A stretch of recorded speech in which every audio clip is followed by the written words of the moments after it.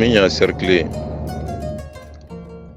an delila ka min visité déjà siɲɛ 6 fo 7 olu ye anw bisimila sibiri dɔ in na janvier kalo tile 30 an y'a daminɛ Kula ye commune ye a tugulen bɛ Burkina la.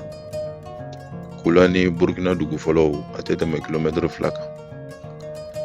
Gɛlɛya bɛ dugu in kɔnɔ, lakanabaliya ni basigibaliya b'a kɔnɔ kosɛbɛ. Sous-préfet yɛrɛ bɔra dugu kɔnɔ ka segin, donc dugukɔnɔmɔgɔw tolen bɛ u yɛrɛ ma. O de la u nisɔndiyara kosɛbɛ anw ka s'u ma nin gɛlɛya ninnu kɔnɔ, nka o de ye anw ka ɲɛmaaya faamuyali cogo ye. Tuma min na kɔfɛ mɔgɔw bɛ gɛlɛya kɔnɔ de an kan ka s'u ma. An n'u ye baro kɛ, u ye lahala dɔw fɔ an ɲɛna, an bɛna an seko ko la maaw ka s'u yɛrɛ kɔrɔ. O kɔfɛ an nana Manjakui kɔni o y'an siɲɛ 4nan de ye o dugu in kɔnɔ.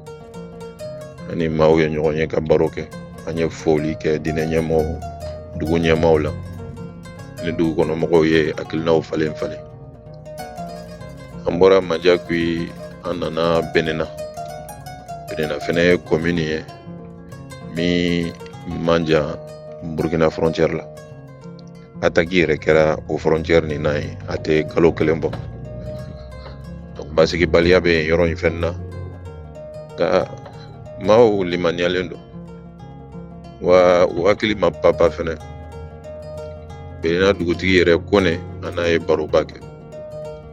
An bɔra Benena an nana Tomiɲa duguba yɛrɛ kɔnɔ. Préfecture, mairie, dugutigilakaw, diinɛ ɲɛmaaw, pasteur ani ninnu bɛ baro dɔ kɛ. An ka sɔrɔ ka baro laban ani dugukɔnɔdenw yɛrɛ, cadre, société civile. A kɔni a kɛra baro nafamaba ye. Maaw y'u hakilinata min di i b'a faamu.